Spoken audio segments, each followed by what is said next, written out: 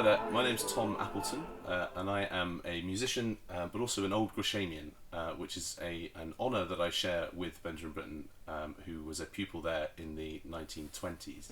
For me, this is a piece that really shows Britten's otherness, and I think it shows a lot of what was going on in his mind at the time. The health centre where this was written is right at the far extreme of the school campus. It's way over to the east of the site. A beautiful place to convalesce, with a cricket pitch outside and the school woods behind. In this piece, we've got two different choirs operating.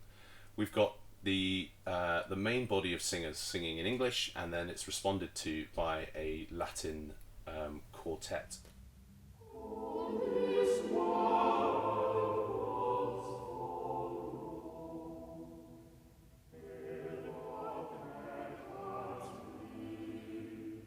And I think, interestingly, the geography of the school had an effect on this piece. In addition, the school chapel is slightly strangely laid out. The pews face in on each other, so then in the north and south transepts, looking at each other.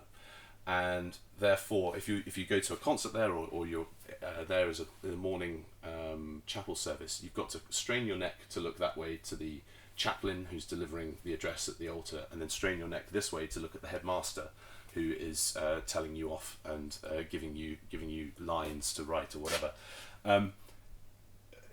That gives you an interesting performance possibility as well. So I would suggest, and this is quite often what happens at Gresham's, that the parts written in English are sung down at the west end of the chapel, which is near the headmaster, and the parts in Latin are sung at the east end, so that it's sort of holy and up by the altar and what have you. I don't think that's too far a stretch of the imagination to be present in Britten's mind when he's writing this.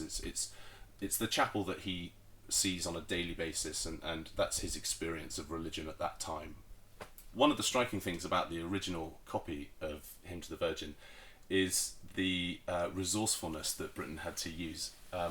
Obviously, being tucked away in the health centre there, he was away from the music department and his boarding house, and had to make do with whatever he had. So he was writing the lines of the stave himself with a ruler to help him put over this amazing piece of music.